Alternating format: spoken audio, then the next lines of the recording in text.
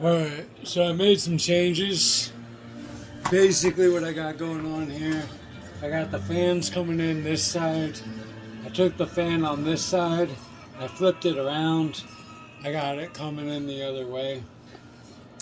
On the back side, I cut a hole behind the CPU. And the reason for that is radiant heat. The thing was kicking out a ton of radiant heat against a black wall. I understand why it's there, but it's just reflecting the heat back onto the back of the control board, and it didn't make sense to me. So I opened that up. I put it in a mesh, a metal mesh, relatively secure guard to protect the board, but I gave it some visible route for the radiant heat to escape. Now I got almost all my, well, no, I have all my air coming up through the top, and obviously I put a little collector hood on, and the box is nice and toasty. The box is probably, 90 degrees Fahrenheit, and that's getting sucked into my HRV and out my window, and because of the indoor air or the outdoor air emergency going on, I have the fan that would normally be venting into the room disabled. I'm only bringing in fresh air to rooms I'm not in, and then I have room filters going in those rooms too, so I'm not bringing in outdoor air to the room that I'm in. I might rearrange this because I don't want to recapture the heat on a warm day, but if it's the same temperature as outside, I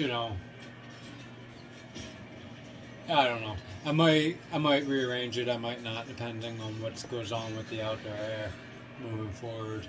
But right now, this is pretty much perfect.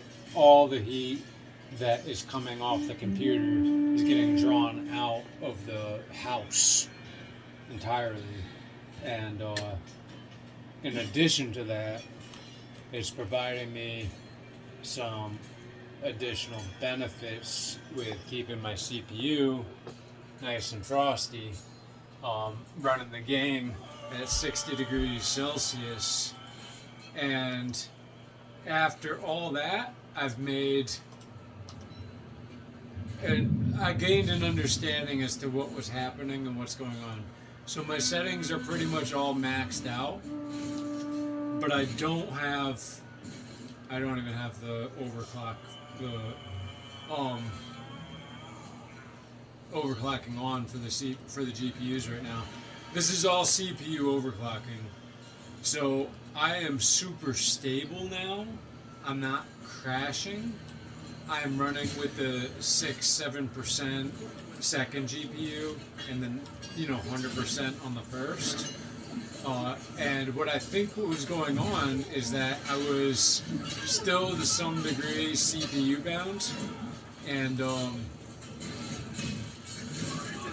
the GPU being overpowered was like helping out with the GPU.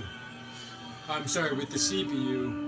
Because there's a setting in Windows where you can enable the graphics card to help the processor, and that was enabled. So I'm thinking because I was overpowered, I was getting a little bit more processing power. I don't think it was really having a direct impact on the graphics in any way, because these settings are just as high as I had it then.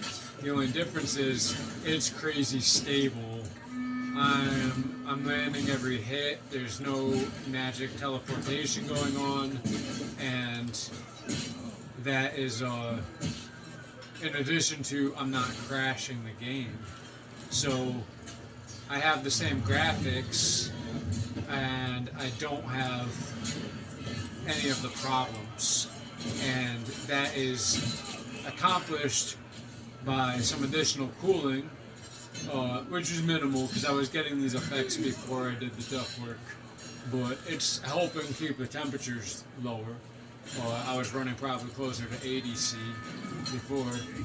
Still not thermal throttling, but it was heating up the room, and now it's not heating up the room. So that's it was eventually gonna bite me. Eventually, we overpowered my air conditioner. Now it's not an issue, and I am not.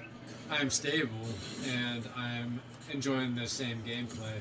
So I'm all about resizable bar, and I am not messing with these graphics cards. I'm happy with this performance.